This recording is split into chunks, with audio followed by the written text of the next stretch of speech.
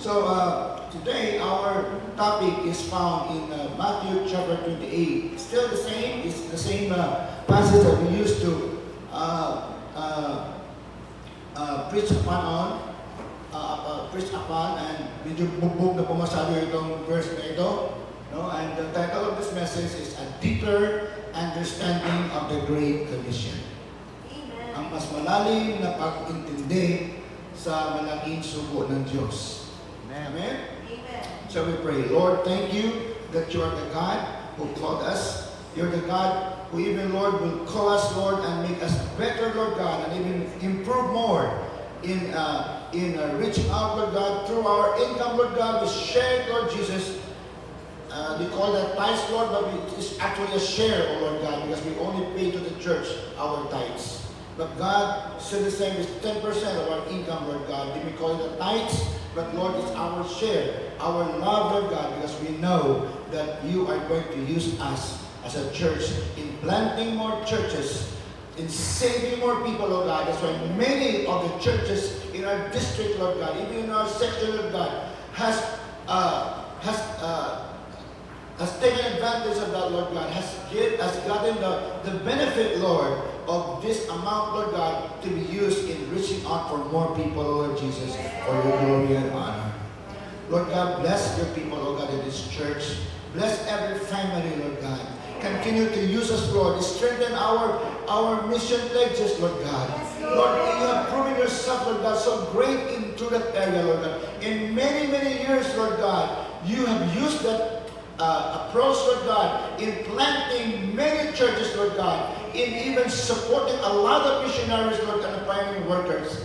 God, we pray that you will continue to use us, Lord, for your sake, O God. Alam sa imo kayo mayaan din, O, for your glory, O God. Cover us, Lord, with your blood now, even as we go to your word. Strengthen our faith, Lord God, through your word. And we know, Lord God, that this will give honor to your name. In your name we pray, O Lord Jesus. Amen. Amen. Praise God. Amen.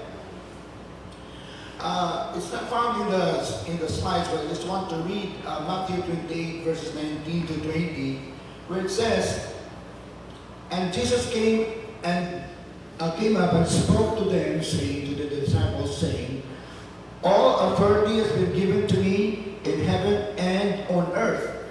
Go therefore and make disciples of all the nations, baptizing them in the name of the Father and of the Son and of the Holy Spirit, teaching them to observe all that I have commanded you, and lo, I am with you always, even to the ends of the age." The Lord adds blessing to the reading of His Word. Now, so it's a deeper, when we go to this verse, this passage, we always think of evangelism, we go witnessing, things like that. But of course, that is right. That's what you think is right. But this morning, I would like us to go into a deeper understanding of the Great Commission. Mas malalim po na pag-intindi sa Great Commission. Because one of the most misunderstood phrases in Christianity is the phrase Great Commission. Ito po one of the hindi naintindihan po ng karamihan po ng mga believers. In fact, the word Great Commission is not found in the Bible. There are at least 5 passages in the Bible that imply about the Great Commission. One of these is Matthew 28, verse 19 to 20. But the Great Commission phrase is not found in there. It's like the word Trinity. Wala po tayong makita ng Trinity sa Bible, but there are a lot of verses that would imply that Trinity is true. And just like the word rapture is not found in the scriptures. Wala po tayong mabasa na rapture dyan sa Biblia. But we believe in the rapture because it's actually an implication of some verses of what it says there about the coming of the Lord Jesus Christ, when the saints will be caught up together to meet Him in the clouds. So again, one of the most misunderstood phrases in the Bible or in Christianity is the phrase Great Commission. Hindi po ito na marami. In fact, in a survey done by George Barna, I said 51% of the churchgoers do not understand what it means. 51% of the churches all over the world do not understand what the Great Commission is. That's alarming. The Great Commission is supposed to be the most important command of Jesus. Amen. Can you imagine 51% do not understand what it means? Sana wala po yung hindi kasama doon sa 51%. No? On the other hand, kalahati po sa 51%, doon po yung another 49%, about 41%.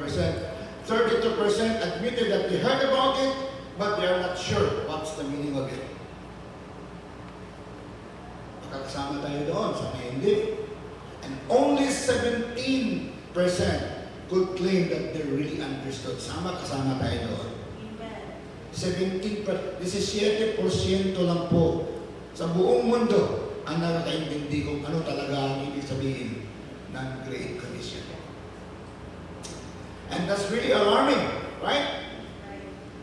So, as a local church, tayo bilang sa lokal na iglesia, we must understand not only the apparent meaning of the Great Commission, but also the deeper implications of the phrase.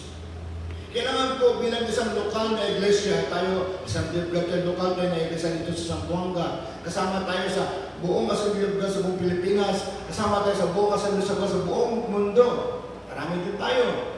But as a local church, tayo bilang local church, dapat maintindihan natin kung ano ang meaning, hindi nila yung pang-surface lang, hindi lang yung panglabas lang na meaning ng Great Commission, kundi yung pinakamalalim na implikasyon, pinakamalalim na meaning kung ano po ang ibig sabihin ng malaking sugo ng Diyos. Amen.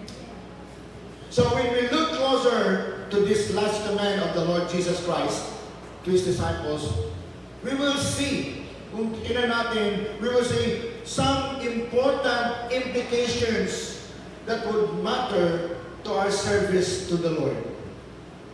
Kung atin pong titignan maigi, itong sugo ng Panginoon, hindi lang yung panglabas lang ang ating makita na meaning, kundi malalaman natin kung ano po yung mga importante na mga implikasyon.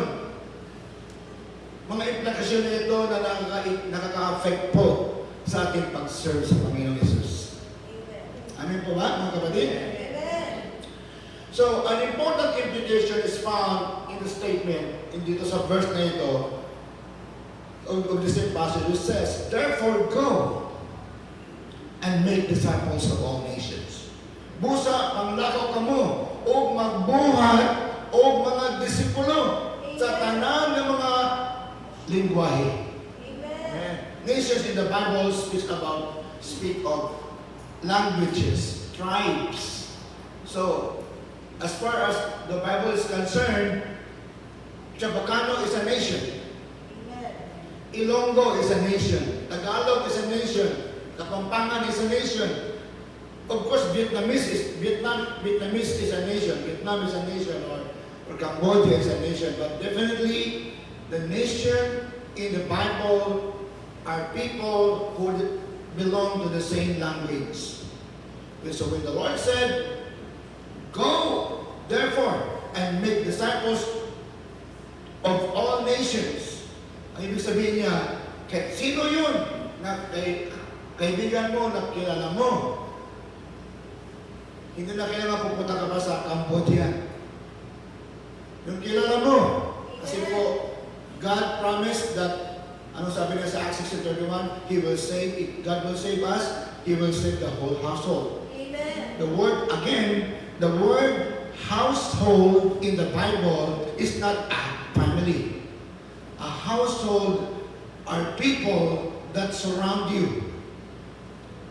Therefore, if God promised that He will save your whole household, ang Ginoo nag-promise na yung luwason at tibok ni mong panimalay, kauban din na ang imong trabahador, kauban din na ang imong employer, Amen. ang amo, kauban din na ang imong barbero, kauban din na ang imong helper sa balay. Those people are part of the promise of God that He will save. Amen. Because all of them are part of your household. That's a promise of God. And God will never tell a lie. His word is truth. So if there's not only be a few will be saved, it has something to do with how we understand the Bible. We need to understand it better according to its pretext, according to its context, according to its real meaning of the word in the Bible. Not according to our own dictionary, That's right. according to what God said. Amen. So, when God, the Lord Jesus Christ said, "Go therefore and make disciples to all nations," He spoke about other countries, of course. Thank you.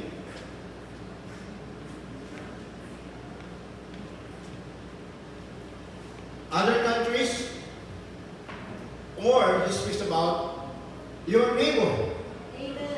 your barber, your driver, your helper, your boss.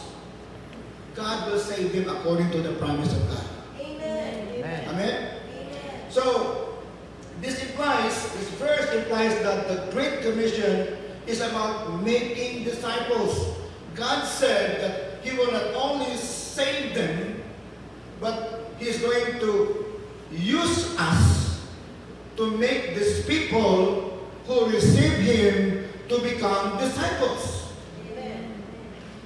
Himuon ng mga disipulo. Amen? Amen. Hindi po sinabi ng Panginoon in a broader term like, go and evangelize all people. Hindi naman sinabi niya, go and evangelize. He said, go and make disciples. Amen. Of course, kung go and evangelize, tama din naman yun. Tama din yun. Pero specific po ang Panginoon. Hindi siya nagsabi sa evangelize kasi ano yun eh, general term yun eh. Ini-specify niya.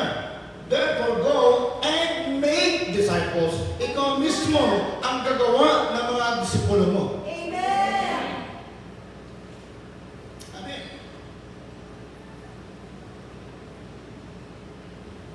All of us are instructed to go to share the gospel of salvation. That's right.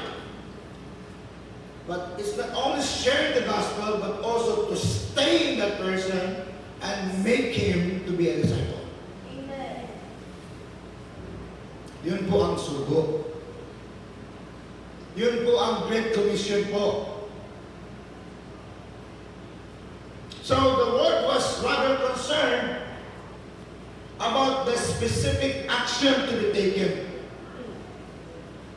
Specific action.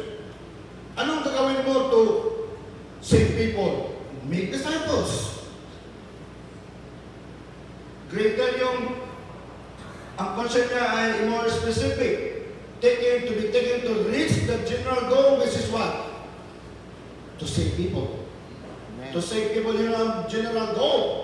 But the specific goal, in order to attain the general goal, is to make disciples. Amen. Yun po ang hindi nakita po natin karamihan.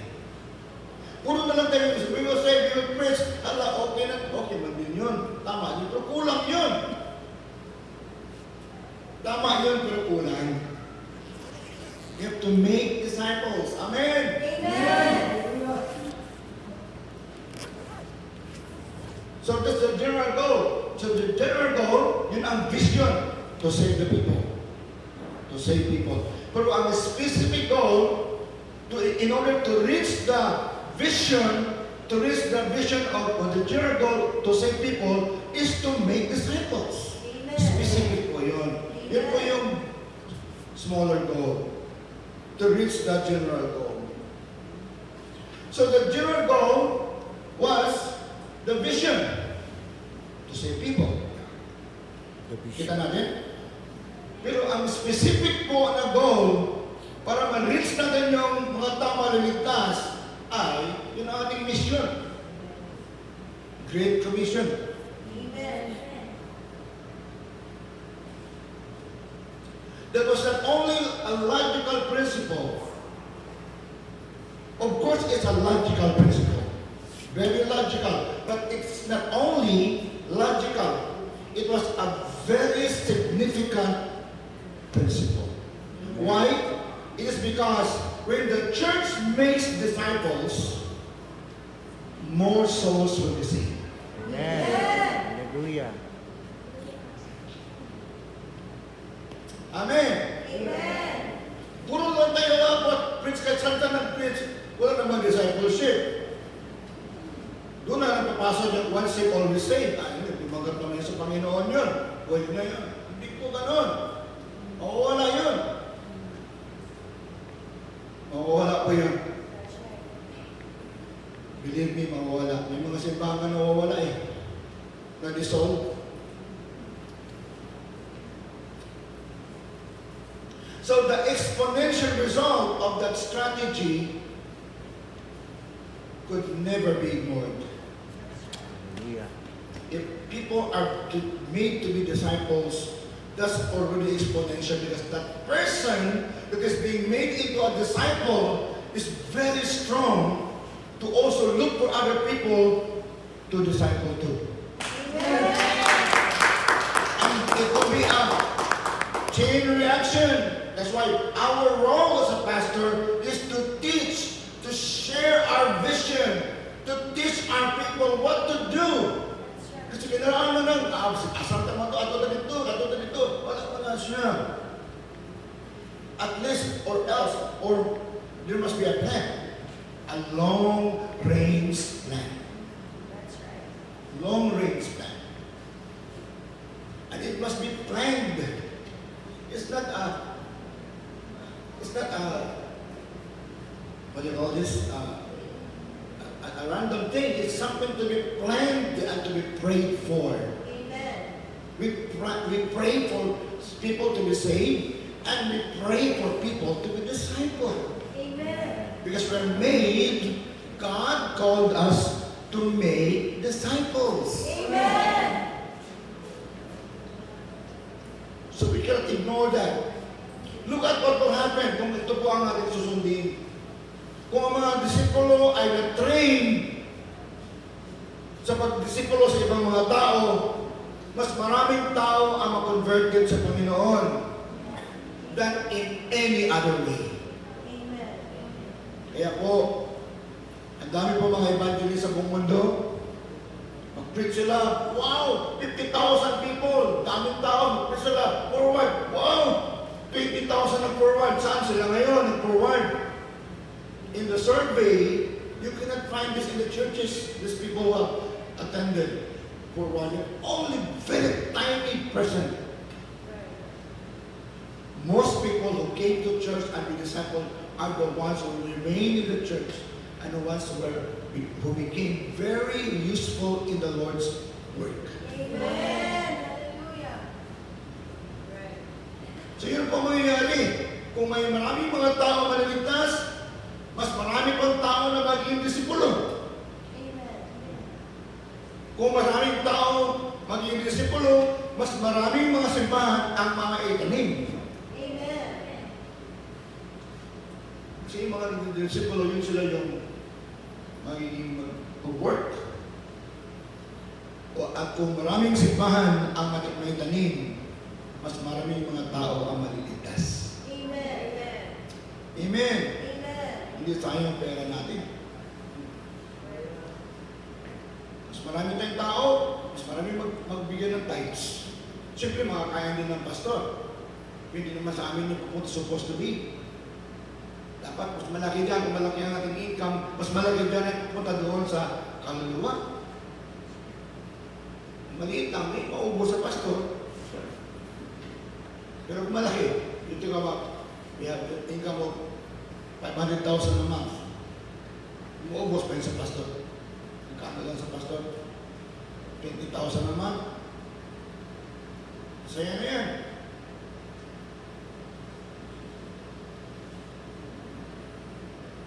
So that's the effect. And another encouraging effect make a disciple. It says, maraming maliligtas is the unseen victory that it brings in this present time and in the future glory. Amen. Amen. Ano ibig sabihin niya? When more people will be saved, there will be more rejoicing in heaven. Amen. Amen. Hallelujah. Mas maraming mga tao na maliligtas, mas maraming rejoicing sa langit. Kasi sa langit po, marami pong rejoicing. In Psalm 16 verse 11, it says, you make known to me the path of life. You will fill me with joy in your presence, with eternal pleasures at your right hand. Meron palang eternal pleasure doon sa langit. Ano kung walang paano tayo mag-pleasure doon? Yung ma-describe it. Pleasure. Dito, pag pleasure ka dito, sasakay ka ng yate, sasakay ka ng cruise, or mag-travel ka buong mundo. Pleasure yan. Ito sa langit, mas maganda pa doon. Sa pleasure na yan. Hindi natin ma-describe po ang pleasure. Sa langit po, puno po ng pleasure. Hindi yung katulad ng pleasure sa ibang mga religion na pag ang lalaki ay maligtas, maraming yung mga virgins magtapo. Hindi ganoon. Wala naman ganoon sa langit eh. So heaven is full of rejoicing according to this verse. Amen? Amen. Maraming maliligtas, and one of this rejoicing are souls getting saved. Amen. Pag mga kaluluwa ay maliligtas, maging masaya ang langit. Mas masaya ang Diyos. Amen. Amen. Souls added to His kingdom. Ano sabi ng Panginoon? Sa Luke 15 verse 7, I tell you, Jesus said, that in the same way, there will be more rejoicing in heaven. Mas dagan pa na pag-rejoice sa langit over one sinner. Amen. Isa lang ka kaluluwa who repents than over 99 righteous persons who do not need to repent. Of course, repentance then this is below. That's part of the context. So when many people are saved, kung dagang mga tao maluwas, there will be more good and faithful servant, praise of the Lord. Magbisi ang Panginoon, well done the good and faithful servant, well done the good. Dami. Ano yung mga kaluluwa eh. And God will be pleased. Amen. I would like to see God pleased to us. Amen? Amen. Not only here, but even there, according to Jesus in Matthew 25.